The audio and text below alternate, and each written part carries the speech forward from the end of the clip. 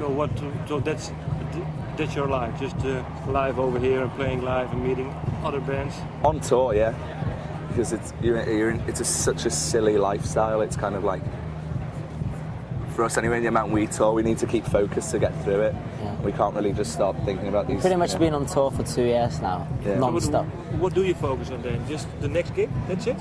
And then not try to look I think that's the best way to get through it. We focus on like every day at a time, because if we look at the future, then it seems quite daunting, the amount of gigs we've got. Not in a creative way, just the physicalities of playing a gig here today and then playing a gig in New York tomorrow night, or whatever like that. It's just to get through that stuff and to get to do that. But we do, of course, still think about the future in terms of creativity and where we want to go with the band, but it's not like we try not to allow ourselves too much time to think about that stuff. Why? Because of, being afraid of losing it? No, not being afraid, just because it's a distraction from what we've got to do on that specific day. And for the next year or half year, do you have any maybe time slots that you think we are going to record then? I think hopefully we've been talking about, we want kind of we'd like to have a rough idea of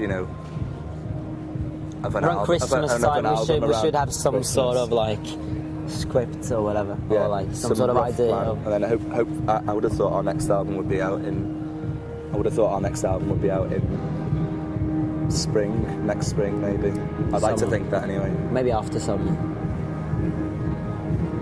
Maybe a bit early. It will be though. Yeah, probably. So next year? Yeah, next year. Well, you were saying one more time, for you, Lowlands playing festivals, is it really different than playing your own gigs? I mean, do you prepare it at least set list-wise?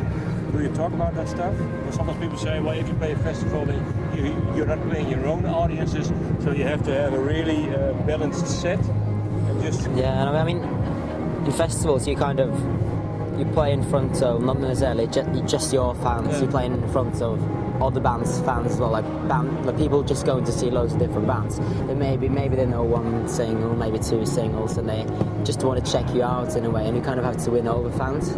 That's the challenge in festivals, which is, I really like that. I like that idea. I think that makes us even better. Yeah, I think most bands just try and play like if they had the best of, then that's all they try and play at a festival, if you know what I mean. We played a slow song today, and we got away with it. So I guess a lot of bands don't really. They just keep the tempo up there, and so nobody kind of falls asleep or passes out from alcohol poisoning or whatever. You just try and keep the levels up there. But it's nice to have a dip in it at one point. But yeah, I guess you do tame your your set.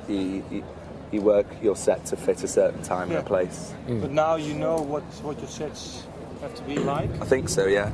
This is like our first proper festival of the year, really, though. So the set list we're still learning, really, but I think it did work today, yeah. And then maybe on Lowlands doing some different stuff? Yeah, I would have thought so. Slap in a few other songs, Slap in a few other songs. Maybe new songs? Maybe a new song, yeah. Can you give me a title? How to Pack Your Bags and Leave. That's like the one we've been playing on tour a lot. We do play that one. So what's it about? I think I know, but maybe you can tell.